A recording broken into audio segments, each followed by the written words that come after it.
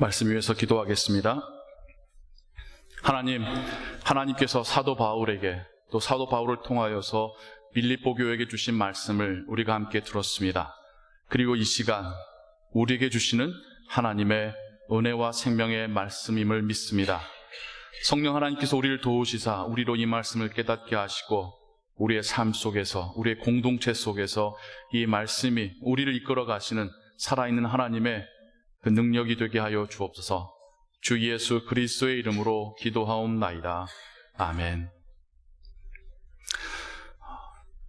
오늘부터는 여러분들과 함께 바울의 서신서 중에 빌립보서라고 하는 신약의 한 권책을 그 맨 처음 시작부터 구절들을 계속해서 함께 살펴가면서 마지막 부분까지 끝까지 같이 그래서 그동안의 설교가 어떤 스토리텔링이나 혹은 주제적인 설교였다고 한다면 이 빌립보서는 이제 강의적인 방법으로 여러분들과 함께 그 내용을 함께 살펴가기를 원합니다. 사도 바울이 빌립보 교회에게 보낸 이 편지 안에 하나님께서 그들에게 뿐만 아니라 우리에게 주시는 그 은혜의 메시지가 무엇인지를, 그리고 오늘날 우리의 시대 가운데 우리가 어떤 교회 되기를 원하시는지를 함께 발견하고 우리가 함께 그 말씀 안에서 성장해가는 시간 되기를 소원합니다. 빌립보 교회는 바울에게 참 의미 있고 추억이 있는 교회였습니다. 바울의 사역 가운데 첫 번째 유럽 교회였으니까요. 바울이 첫 선교 여행을 출발할 때, 안디옥에서 출발할 때에 그의 여정의 모든 지역은 소아시아 지역이었습니다. 오늘날 우리가 알고 있는 튀르키예, 거기가 바울의 첫 선교지였었어요. 거기를 돌면서 복음 전하고 또 거기에서 모여진 사람들과 함께 교회를 세우고 또 장소를 옮겨서 다시 복음을 전하고 또 교회를 세우고, 그 지역만 해도 예루살렘이나 이스라엘 땅과 가까웠기 때문에 유대에서 온 자들이 꽤 많았고, 심지어 그 유대인들끼리의 모임인 회당들도 도시마다 있었습니다. 그래서 첫 번째 선교 여행에서 바울의 선교의 방법은 그 회당을 찾아가서 구약의 말씀을 읽고 듣는 그 유대인들에게 그 하나님께서 보내주신 약속대로 오신 메시아, 그분이 예수 그리스도시고 오셨다라고 하는 것을 전하면서 유대인 중심의 사역을 했었던 것이 첫 번째 선교 사역이었습니다. 돌아와서 선교 보고를 한 이후에 하나님께서 다시 한번 그에게 마음을 주셔서 그 첫 번째 선교 여행 가운데 세워졌었던 그 믿음의 공동체들을 다시 돌아보길 원하는 마음 주셔서 그렇게 다시 시작한 것이 두 번째 선교 여정이었고요. 근데 그 선교 여정에서도 바울은 그냥 그 터키 지역을 돌 생각만 했었습니다. 하지만 더 깊은 터키의 그 북부 지역으로 들어가려고 하는 바울의 발걸음을 성령 하나님께서 잡으시고 꿈속에서 지금의 이제 이스탄불의 그 해협 건너 지역 유럽에서 두 사람이 손짓하며 바울을 부르는, 와서 우리를 도우라 요청하는 것을 꿈속에서 보게 하십니다. 바울이 이게 하나님의 사인이시구나. 그래서 그가 계획했었던 것을 접고 성령의 인도하심을 따라서 과감하게 해협을 건너 유럽으로 진출하게 됩니다. 거기는 이제 그 소아시아 지역하고 또 사뭇 달라요.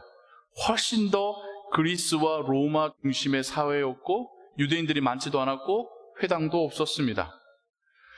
어떻게 복음을 전할까 생각하던 바울이 어디를 갔냐면 아낙네들이 빨래하던 곳에 가서 그곳에서 예수 그리스도에 대해서, 그분을 통한 구원에 대하여서, 하나님의 나라에 대하여서 빨래하고 있는 이들에게, 염색하고 있는 이들에게 전했던 거죠.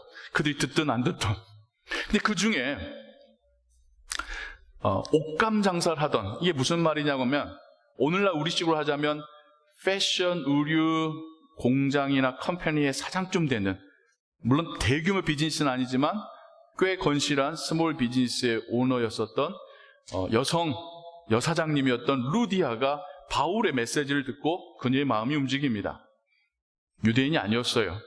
그리고 그녀는 바울을 자신의 집으로 초대하였고 자신과 자신의 가족들에게 계속해서 예수님에 대하여, 그 복음에 대하여, 구원에 대하여, 하나님의 나라와 천국에 대하여서 가르쳐 주기를 청하였습니다. 그 가족들이 바울을 통한 하나님 말씀을 들을 때 그들의 마음이 열리고 예수님을 구주로 영접하고 성령의 임재하심을 경험하고 세례를 받고 모여서 예배하기를 시작하며 가정교회가 시작되게 됩니다. 거기서 그치지 않고 바울은 나가서 공공장소에서도 계속해서 하나님 말씀을 전하던 중에 귀신 들려서 노예처럼 점을 봐주던 한 어린 소녀가 그 귀신에 이끌려서 계속해서 바울을 따라다니면서 괴롭히는 거예요. 참다 못해서 바울이 뒤돌아서서 그 소녀에 있는 귀신에게 명하여 나가기를 명하죠. 나갔고 이 소녀가 제정신으로 돌아옵니다. 제정신으로 돌아왔지만 그래서 더 이상 점을 볼 수 없게 되는 거예요. 그 어린 여자아이의 주인이었던 자가 화가 나가지고 바울을 고발합니다. 그렇게 해서 옥에 갇히게 되고 그 옥 속에서도, 그 감옥 속에서도 감사 찬양하는 그 바울의 찬양이 밤새 그곳에 채워질 때에 하나님이 천사를 보내셔서 땅을 흔드시고 감옥 문이 열리게 하셨습니다. 심지어 족쇄까지 풀려지게 하셨습니다. 모든 죄수들이 도망갈 때에, 그래서 그걸 본 간수가 이제 나는 큰일 났구나, 내가 고통받으며 신문받으며 죽느니 차라리 지금 깔끔하게 편하게 내 생을 마감하자라고 했던 그때에 바울이 그를 붙잡고 그 생명을 해치지 말라, 그를 붙잡고 내가 도망가지 않았다. 너무 고마워서 간수가 바울을 또 자신의 집에 초대해서 그의 발을 씻기고 음식을 대접하고, 또 바울이 그가 계속 하던 대로 하나님 나라에 대하여, 구원에 대하여, 복음에 대하여 전할 때에 그날 저녁 그 간수의 온 집이 예수 그리스도를 영접하고 성령의 충만함을 받고 세례받는 놀라운 역사가 있었던 그 땅이 바로 빌립보 지역이고 빌립보 교회입니다. 그 이후에도 바울이 장소를 옮겨서 다른 지역으로 선교를 갈 때에 이 교회는 바울을 위하여서 기도로 후원하고 물질로 후원하는 그런 교회였던 것이죠. 그리고 또 그들이 말씀 위에서 계속해서 건강하게 자라갔었던 교회였습니다. 그 교회를 향하여 바울이 지금 편지를 쓰고 있는데, 바울이 언제 이 편지를 썼느냐, 어디서 썼느냐를 아는 것도 이 내용을 우리가 함께 묵상해 갈 때 중요한 포인트입니다.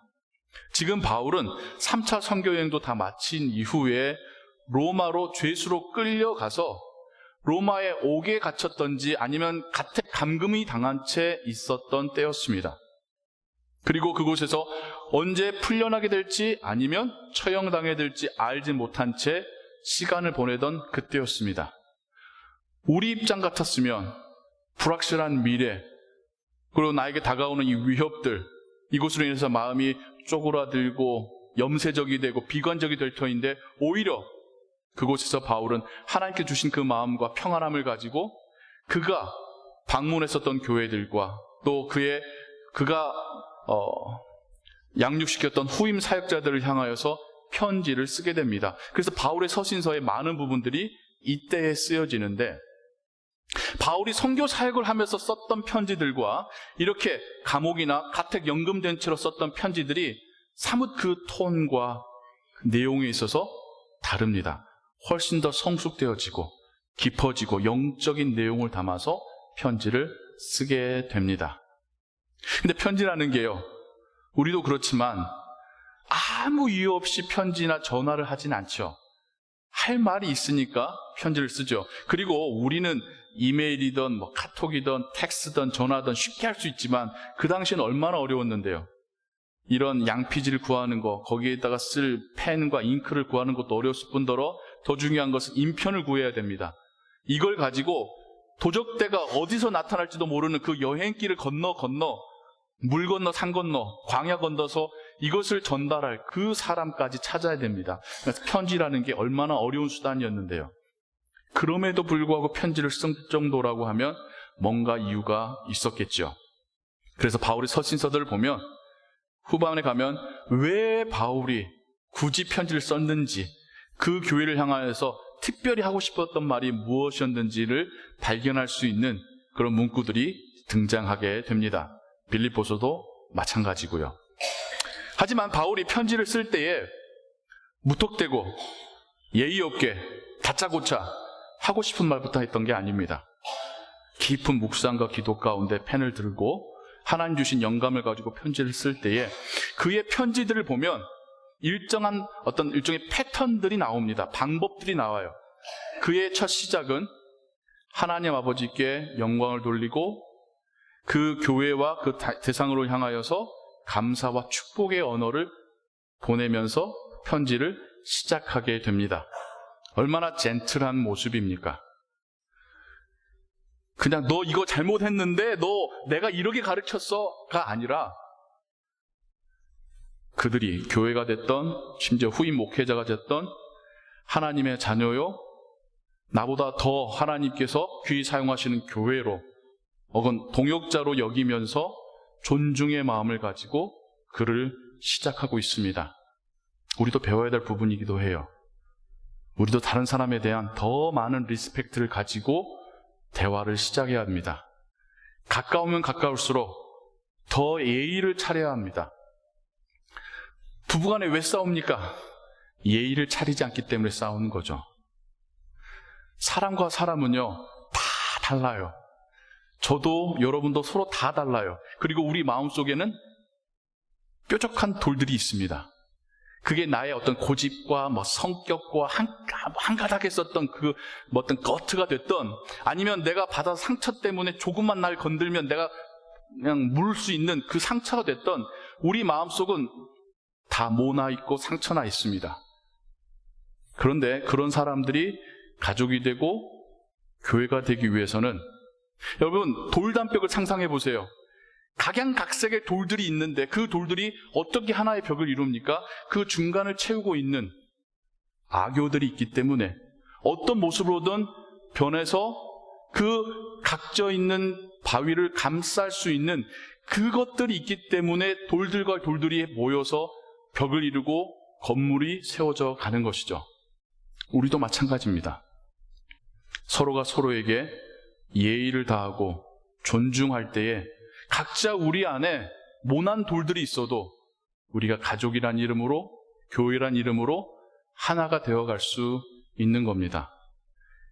예의를 차린다라는 말, 우리 동방예의주기인 지국인 우리나라에서는, 우리 문화 속에서는 피곤한 일이죠. 그런데 허례허식적인 형식적인 예의가 아니라 정말 상대방을 존중하는 예의는 우리가 더더욱 지켜줘야 합니다.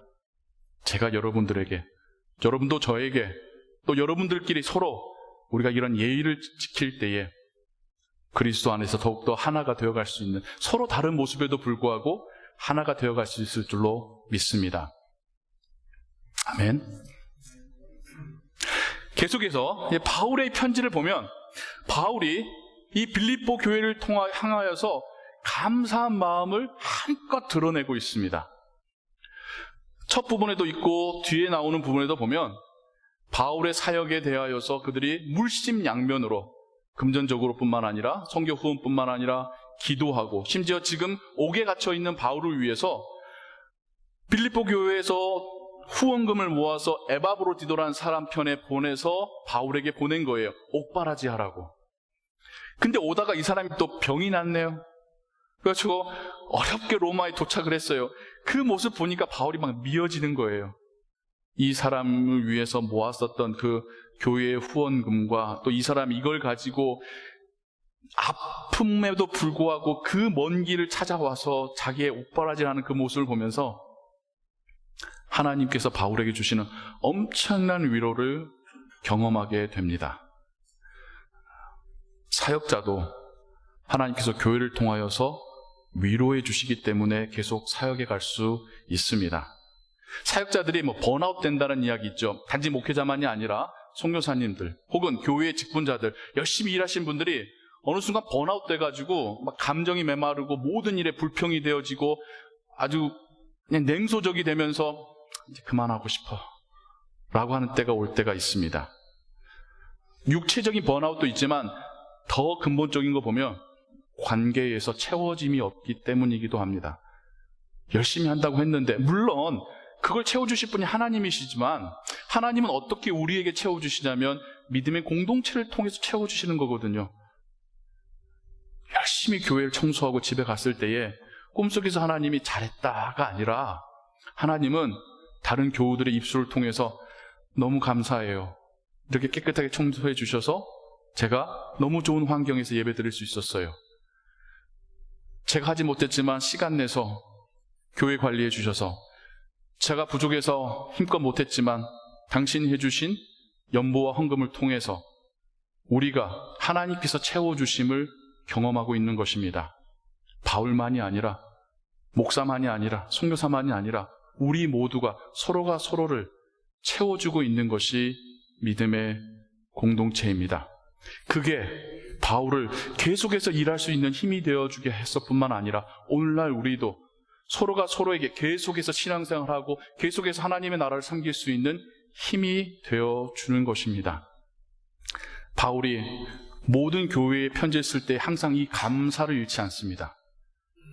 바울도 그렇게 3번의 정말 그 광활한 대륙들을 횡단해 가는 그 선교 사역을 했었던 바울도, 그 많은 교회들을 세우고 숱한 고난 가운데서도 흔들리지 않고 목회했었던 그 바울도 교회와 교인들의 사랑과 서포트와 기도가 없었으면 할 수 없었습니다.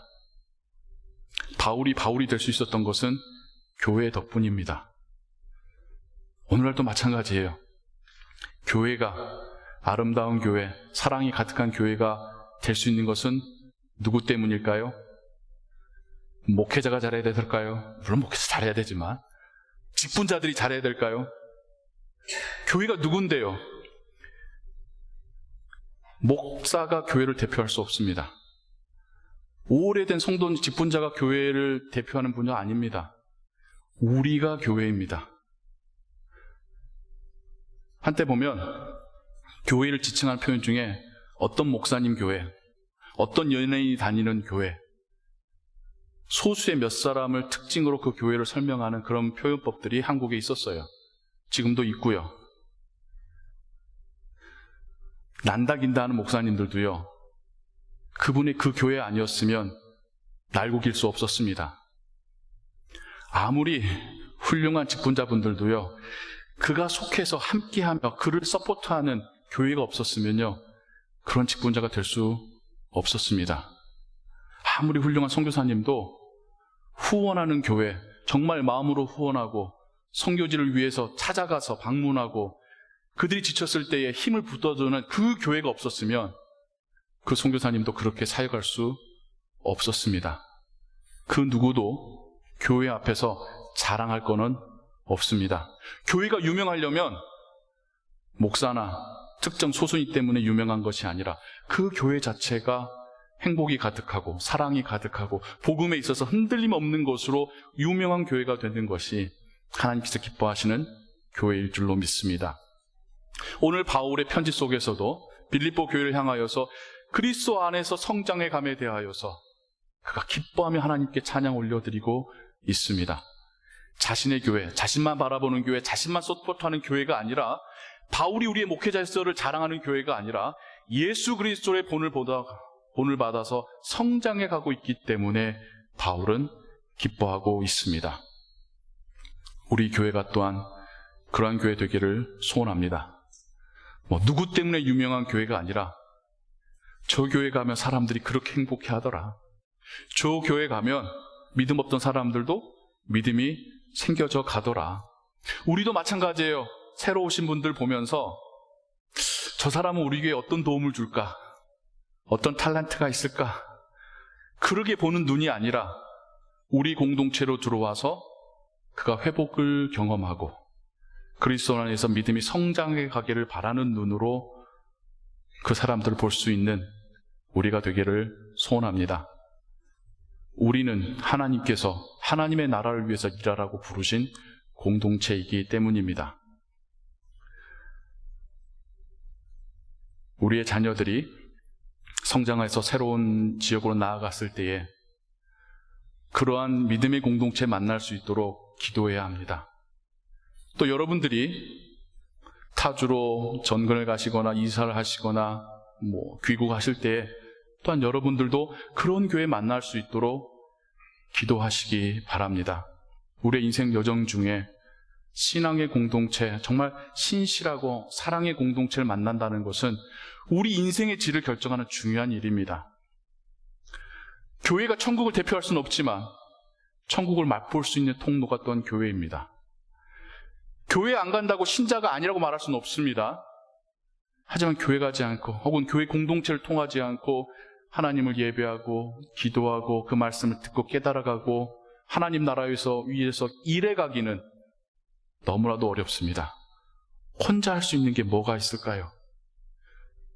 우리가 이 공동체를 속하여서 내가 한 것보다 다른 분들이 섬기시며 수고하신 그 많은 것들로 다 받아 누리면서 성장해 가고 있는 겁니다. 우리도 그러듯이 우리의 자녀들도 그런 신실한 신앙 공동체 만나서 그 공동체를 통하여 신앙이 성장하고 그 공동체를 섬김으로 하나님의 나라를 섬길 수 있기를 여러분 기도하시기 바랍니다. 그리고 무엇보다도 우리도 자만하지 않고 이기적이 되지 않고 편협해지지 않고 돈에 흔들리지 않고 숫자의 마음 흔들리지 않고 신앙이 무엇인가, 하나님의 나라가 무엇인가, 본질이 무엇인가를 고민하고 용기 있게 정말 말씀대로 하나님을 예배하며 섬기는 교회 되기를 함께 결단하며 그 길을 걸어가게 되기를 주님의 이름으로 축원합니다. 함께 기도하겠습니다. 하나님 아버지, 하나님이 빌립보 교회를 통하여 바울을 축복하시고 그의 사역을 힘있게 하셨듯이 또 우리 교회를 통하여 하나님이 우리를 복주시고 신앙 안에서 자라게 하시고 하나님의 나라를 미리 맛보게 하시니 감사합니다. 하나님의 교회를 향한 우리의 사랑이, 우리의 섬김이 하늘에 닿게 하시고 우리가 교회의 이름인과 건물을 섬기는 것이 아니라 믿는 자의 모임인 진정한 교회를 사랑하고 그 교회를 통하여 하나님을 예배할 수 있는 자들이 되게 하여 주옵소서. 우리의 교회가, 우리의 믿음의 공동체가 주님께서 기뻐하시는 참된 교회 되게 하시고 세상을 향하여서 진정 그리스도의 사랑과 생명의 복음을 전하는 교회가 되게 하여 주옵소서. 하나님께서 우리 공동체에 보내주시는 그들이 우리 안에서 주님을 만나고 회복을 경험하고 하나님 나라를 확신할 수 있는 그런 기적들이 일어나게 하여 주옵소서. 모든 것 주께 의지하오며 주 예수 그리스도의 이름으로 기도하옵나이다. 아멘.